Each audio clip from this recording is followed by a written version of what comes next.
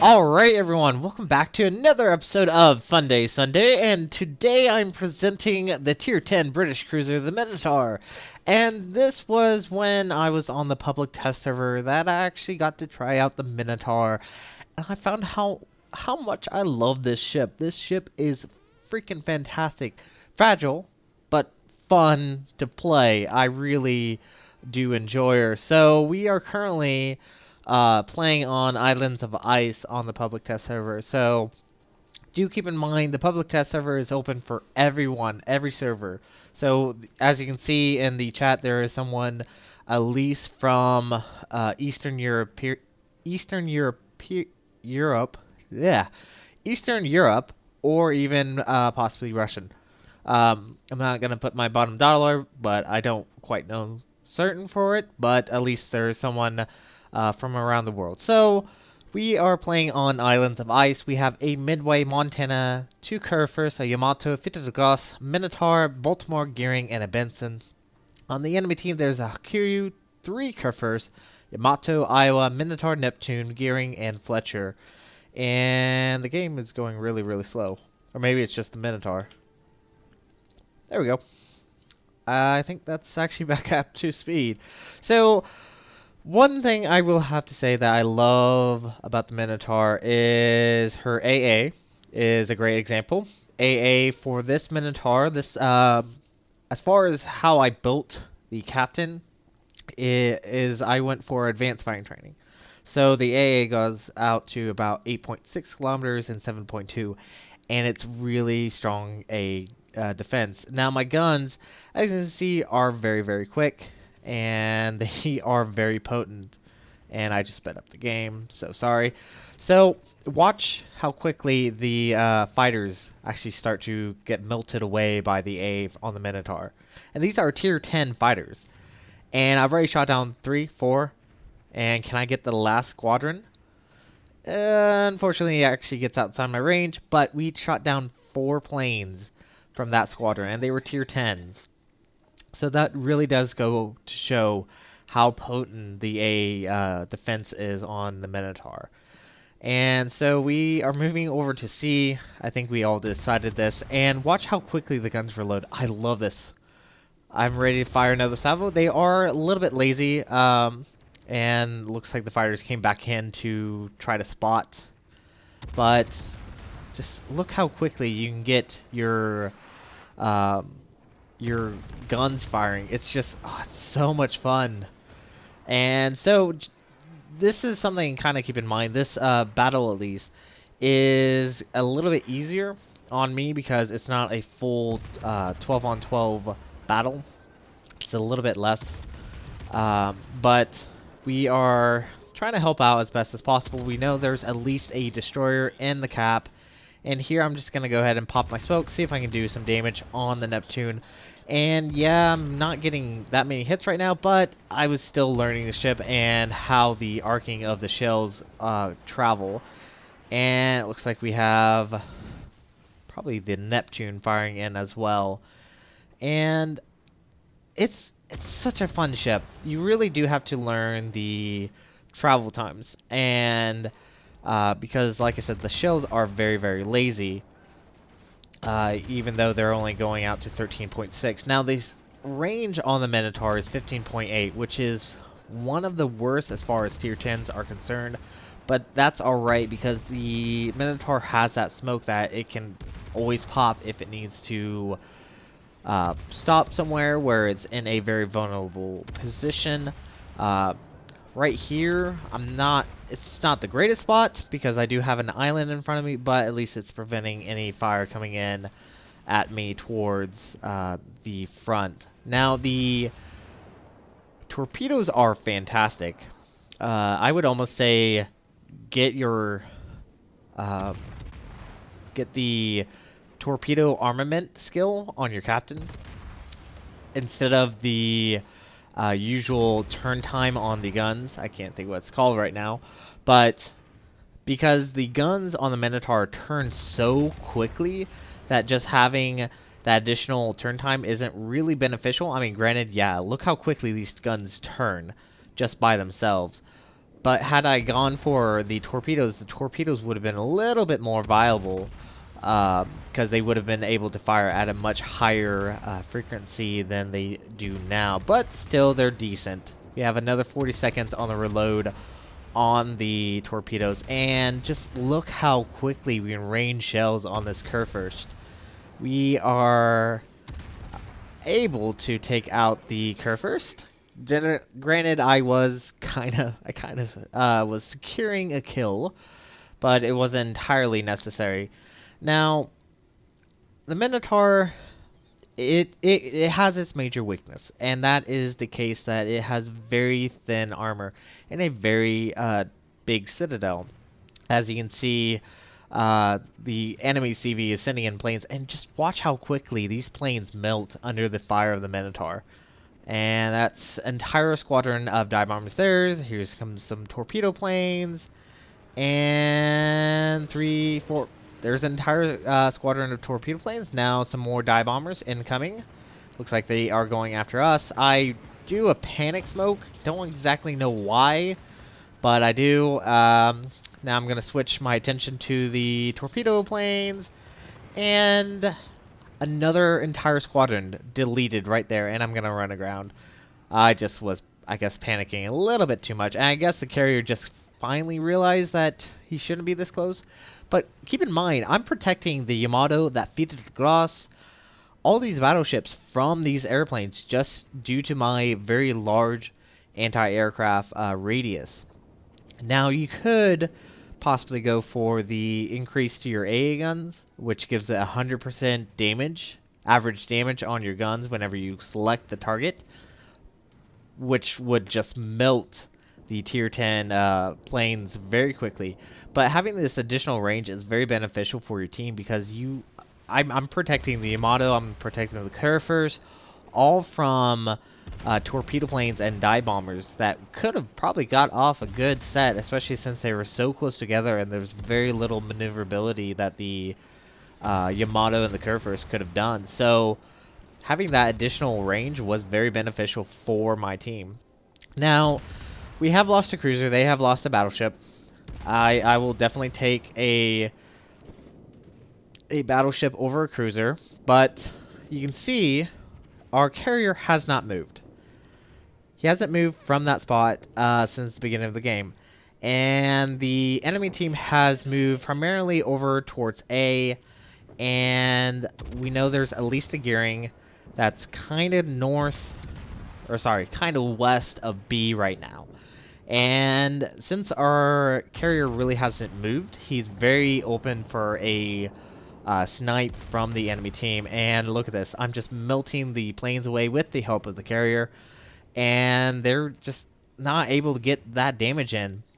And you really do see the potential that the Minotaur has as a great anti-aircraft defense. It's even far superior than the tier 10 US Des Moines, as far as I can tell, because I've already shot down 32 planes. I really would like to compare the Des Moines versus the Minotaur, which would do a far superior job providing cover for your friendlies against enemy aircrafts. And so right now I'm currently firing at the gearing, or at least trying to lob shells into him. I did fire torpedoes. Torpedoes have a 10-kilometer range, which is downright fantastic. You have 4 torpedo tubes on your port and 4 on your right, so each side you can get away around 16 total torpedoes if you can get both sides off, which is pretty decent. And we got 2 torpedoes on that gearing. That's something you should not do if you're a destroyer. Don't always sit still. It's very dangerous, especially if you know there is a cruiser with torpedoes that is kind of near you. So that's something to keep in mind.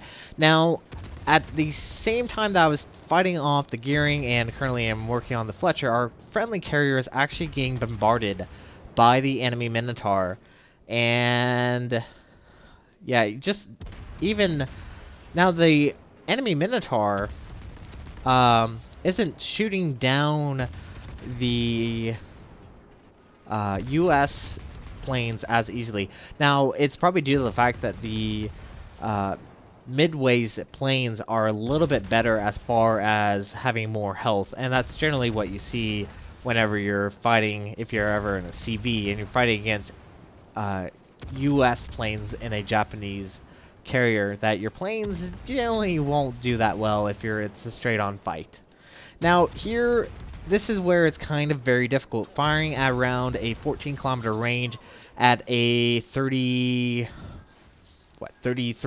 knot cruiser, you can see that full on, it's actually very difficult to land your hits, and there were a couple torpedoes incoming, but they ran out, so we're good. And I have no idea where one of those salvos is going. That's kind of weird. So I did zoom out just so I can actually try to land more hits on this Minotaur and help our carrier, because if you lose a carrier, and if their carrier is any good, you're gonna have a bad time. I'll tell you what. Almost sound like Boomhauer there. Good lord. Anyways, so currently fighting off against the Minotaur, and fortunately he's not firing at us, and he's not using all his guns against the CV. You can see he's only getting off at least 2 guns, and that's probably due to the fact that he doesn't want to get closer towards me, which is going to make my shells more reliable. And you can see that I'm slowly getting the proper aiming on this Minotaur, and now we're actually landing the hits. We're getting around 1,000. If we do damage his guns, I go ahead and decide to drop torpedoes just in case. They are 10 kilometers, and he is moving towards our direction. And I guess the Minotaur has finally come to realize that he should focus on someone else. He starts turning away, and I'm guessing he's also dropping torps because he's not firing. Huh. I have no idea why he's not firing. Ah, he's trying to drop off. I see. I see what you did there. But he drops off, and then he begins firing again. So that wasn't, I guess, the best idea. I really don't know why he decided to drop off, but he did for a little bit. And we're back at shooting each other. And you can see how my positioning is versus his. He was showing a lot more broadside, which is allowing my shells to penetrate a little bit more, even though it's dropping in. And I'm a little bit more angled just in case that any shells that hit the side of my hull will actually ricochet. So that's something to keep in mind. Now with that angling, it does or can prevent me from actually bringing all my guns to bear, because the Minotaur has these really cool guns where you have triple in the front and 2 in the back, but the friendly CV does take out the enemy Minotaur, and yeah, he was at least gracious enough to say thank you, which you don't always see. Now, I have noticed whenever I am in the test server, you have these, I don't want to say these bad players, but you have some like bad players, and I've heard some shit on North American players from out east ways that were bad, apparently. And yeah, I don't know. I think it's a mixture. It's always a mixture. You always have those good players and you always have those bad players.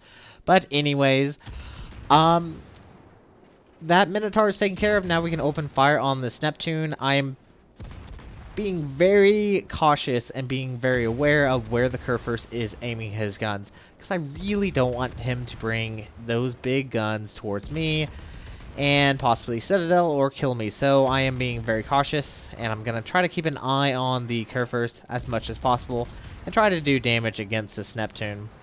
This Neptune, I believe, was the same Neptune that we were firing on at the beginning of the game. And just watch how quickly we can melt away a Neptune. Now, he is getting good damage on us, but at the exact same time, we just have far superior number as well as fire rate able to put out on that Neptune, that we should be able to get a few Citadels if RNGesus would be kind to us. Now, we are using our very first Citadel, and there is our Citadel. Now, the Citadel, or the armor-piercing damage on Citadels isn't that high as, say, the Zao, the Des Moines, etc. Due to the very, I don't want to say minute, but smaller shells that you normally see on those 203s that high tier cruisers do have. So didn't do that big of damage, but at least we got some damage. Now, I accidentally pushed G. The keys on the public test server are not mapped the way I have them, so that's why I did push my hydroacoustics. I meant to push my smoke because the Curvers decides to start looking at me, and like I said, much rather not actually be killed off, especially since we're doing pretty well in this match. Our team is ahead in ships, we're ahead in points, we own all 3 caps, and yeah, I'd rather not lose this opportunity, and we're doing really well on damage. We're sitting at 146,272 points of damage, and I want to see how well we can do if we can. Let's see, I am aiming, I believe I'm actually aiming my torpedoes at the curve first. Yep, I am aiming my torpedoes, and curve first does have hydroacoustics, and it looks like I experienced a little bit of lag there, but we should be fine. And just waiting for the opportune moment to begin firing. I want him to actually bring his guns around so he won't begin firing at me. And I believe... Oh, it looks like he's actually starting to turn away, and his guns aren't pointed, so I'm going to begin firing. And you do pretty good damage, especially if you're aiming for the superstructure on battleships. The piercing rounds does decent damage. We got around 3k salvo once and a 1k salvo, so pretty decent damage. And fortunately, we were able to get behind the island, but my torpedoes are looking pretty well. He did alter course a little bit, so not all my torpedoes do land, but we got 2 right there, and we did cause some flooding, and we are getting some flooding damage, which is very nice. But the enemy team has actually started to cap C, and has at least halted our progress to 1,000. And I really would prefer just doing a little bit more damage. It looks like the Curvers did use his damage control. The flooding has stopped, but I'm currently just waiting on either my smoke to pop up or waiting for some torpedoes. Oh yeah. Now, whenever you're firing torpedoes, you want to try to gauge where your enemy is planning to go. That's kind of something you have to keep in mind whenever. Now, he is currently, especially if you look at the minimap, he is currently headed towards an island. He has 3 options. He can go left, he can go right, or if you're him and not really paying attention, you can go straight. Straight doesn't go very far, but straight's an option. Now, I did fire one spread kind of ahead, kind of where you would go if you're running to the right of the island, and I fired one behind in case you need to go left, but he decided to go straight, and my torpedo should be able to land and should win us the game. There we go. So, thank you guys so much for watching this episode, and if you like what you saw, hit the like and subscribe button. You guys have a great and fantastic day. Zai Jin.